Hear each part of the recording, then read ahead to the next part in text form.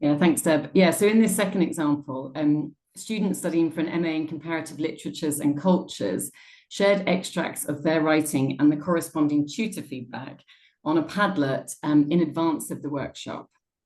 So then in the workshop, they discussed how to respond to the feedback and edited their work together to improve their writing. And as it turned out, quite a few of them had the same feedback. They'd received similar feedback about sounding too cautious in their essays. So the focus on reducing hedging language was useful for many of them. And it was also reassuring for them to know that they'd received similar feedback. So I think sharing in this way, I think, is quite confidence building for them. But this activity, I think it was scaffolded. It worked because it was quite scaffolded, because we provided the Padlet in advance of the workshop, and we asked students to choose which extracts they wanted to share to give them a bit more agency in the process, and trying to sort of encourage that proactive feedback-seeking behaviour that I mentioned earlier. So that's the end of that example, and we're going to move on now to the final dimension, the third dimension, assessment design. So we see assessment design as helping students develop a more holistic view of assessments on their programme, rather than just seeing them as isolated events. And our main approach focuses on making connections, because as Jessup and Thomas point out in the quote you can see on the slide, due to an increasingly modular system, students often experience disconnections in the form of unrelated or unfamiliar assessment tasks, and often multiple, conflicting deadlines. So in our workshops, we aim to reduce that sense of fragmentation by making assessment design a little bit more transparent to the students. And to help them gain this programmatic view of assessment, we discuss how all the different elements that you can see in the funnel here on the slide fit together to support their overall learning. So part of our work involves making processes more explicit, such as policies related to academic integrity or artificial intelligence use in specific assessments. We also raise their awareness of other university-wide resources and networks that they can access, such as their subject librarians. However, our remit is, of course, language. So we really emphasize the transfer of knowledge about academic writing across modules to improve their overall performance, such as criticality or reader awareness. And we do this by helping students to map out their assessment landscape, to show how assessment tasks are linked and how feedback from one assessment can be used to improve attainment in future assessments. By joining the dots in this way, students hopefully, and do, I think, take greater ownership of the assessment process. So we'll have a quick look at an example or two examples from our materials. So over to Deb. So the example that you can see on this slide was from a workshop for robotics students. And it's an example of how we try to map the assessment landscape with students. So we were, in this workshop, we were helping students make connections between some of the assessments on their master's program. And the assessment span over the course of 2 teaching blocks and were completed for 2 different units. So we introduced students to this idea of nested assessments. And so the reason why we were asked to deliver this workshop was also to do with AI literacy. So our contacts in the robotics department asked us to explain to students why they shouldn't use AI to get their reading done. And initially, I think in our first iteration, we had, I think we did a sample analysis where our students had to compare AI-generated summaries to summaries generated by students. And but that approach didn't really work that well. And we found that this kind of approach, where we explain to students how the assessment fit together, is a bit more effective, because essentially we told students, if you start doing your reading now at the beginning of TB1, then it's going to be much easier than in TB2 to come up with research questions for your dissertation. So yeah, so this is just an example from robotics, and I think Katrina is going to give you an example from management. Yeah, I'll just briefly talk through this example. So in this particular workshop, it was after the winter break, And the MSc management students shared feedback from the first teaching block on a shared document. And again, they could choose which feedback to share.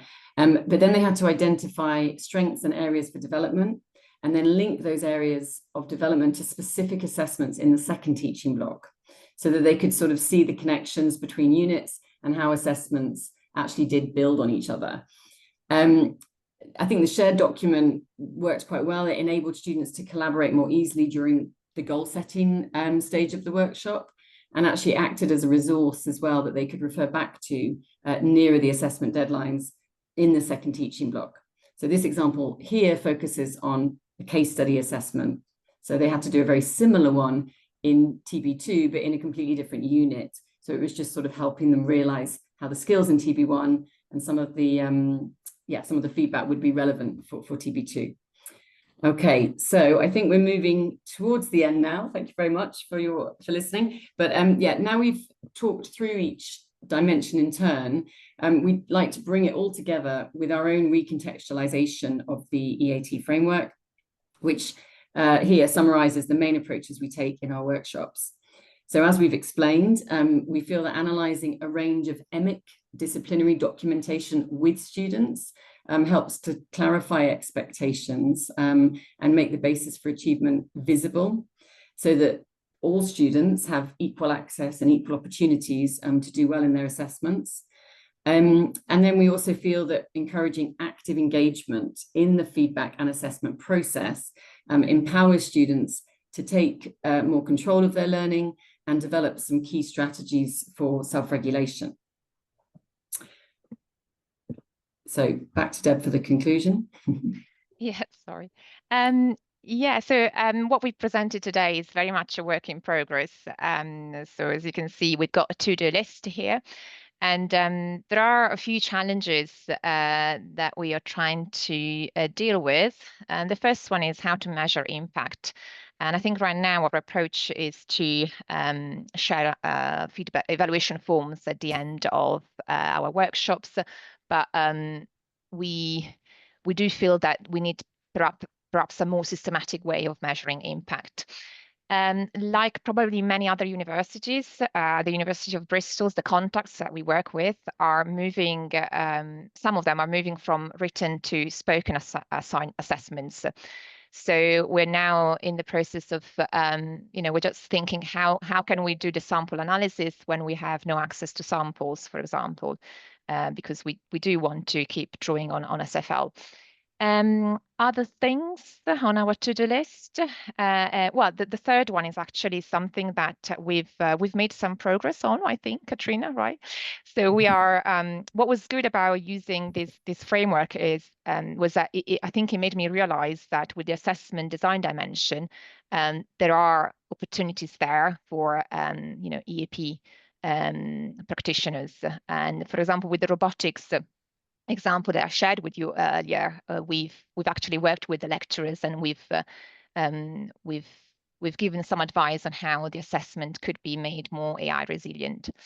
So this is it. It would be nice to hear from you, like if you could help us with these challenges. So we've got 4 questions. I think Katrina is going to set up the breakout room activities because she's very good at setting up activities. Well, not sure about that. I've just popped a link in the chat to a Padlet, but you don't need to use it in the breakout rooms. Of course, you can just discuss if you'd rather not write anything down. But yeah, we'd love to give people about sort of 15 minutes, maybe 15, well, we said originally 20, but maybe 15 minutes 15. to talk through these questions. The first 2, as you can tell, are related, sort of directly related to what we've just talked about. 3 and 4 are more about maybe trying to pool ideas to possibly solve some of the challenges that we identified moving forward. So we'd love to hear from you. So yeah, I think that's the plan now, is to put people in groups of about 5 and obviously discuss these questions and anything else that you'd like to discuss. And we'd love to hear your thoughts afterwards when we come back into the main room. So we'll have time at the end, I think, for a summary. Thanks for listening, everyone.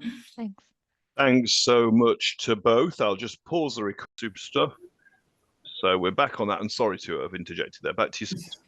No, So yeah, so we were just talking about if you want to use SFL, what resources are out there to get started. So I was actually going to share a couple of links. I might do it in the chat or I might add it to the Padlet. But I think my advice was just do it with someone else, because it can be quite daunting to start using SFL. What we've done with Katrina, I think it was over the summer, we had a couple of like reading circles where we would pick an aspect of SFL, and then we would do the sample analysis and then come to the circle and discuss the analysis and our understanding of the theory. So yes, Katrina, I can't see you for some reason. I don't know. Oh, I'm back now. It took me a while to get back into okay. the main room. Okay. Yeah, no, it was really useful, I think, to go through the different frameworks that you use in systemic functional linguistics. So I think, you know, 1 week we focused on the appraisal system and looked at that in detail, maybe did some reading about it. I read a few articles about it, and then we would look at some samples that we had from the students and do our own analysis, compare our analyses, see what we picked up on. Almost then use a bit of a lexical approach, you know, as well, to sort of identify patterns within the samples that we thought would be useful for the students for that particular genre in that particular discipline. Obviously, sometimes looking at a particular section of that genre as well. So yeah, I think it's just working through it bit by bit. So we did obviously transitivity as well, and then we looked at maybe more of the textual side of textual framework as well, or textual metacognition. Yeah, so sample analysis, we didn't talk about in our group actually, but would anyone like to share anything else about sample analysis or how they do it, or any different approaches you use?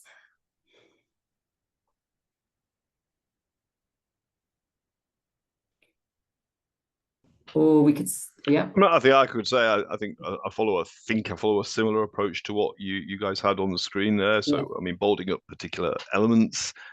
I can use color as well. That's sort of relatively trivial observation, I think. But yeah, bolding up types of elements, categories of elements, howsoever defined, SFL or otherwise, and making a hopefully, you know, insightful comments about those category by category. I often find it's multiple.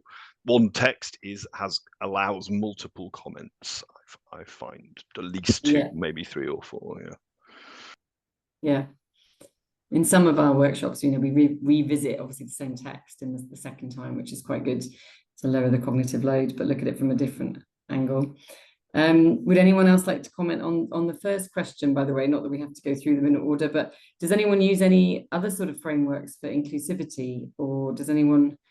I think in our group we were saying probably we do a lot of what Deb and I talked about without really thinking about it being related necessarily to a framework. But I think for Deb and I, it was quite useful to,